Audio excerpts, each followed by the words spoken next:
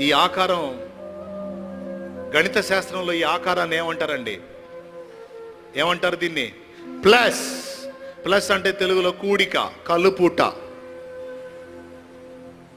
దేవుడు మానవుడు మధ్య వచ్చిన ఆ ఎడబాటు ఏది ప్రవేశించింది? పాపం.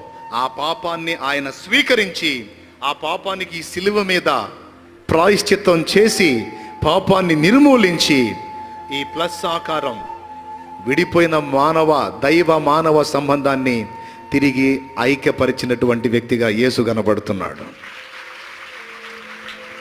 తెగిపోయిన దైవ మానవ సంబంధాన్ని తిరిగి కలిపిన మహనీయుడు ప్రభువైన యేసు క్రీస్తు.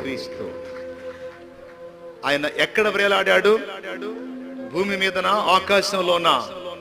కాదు, భూమి ఆకాశాల మధ్య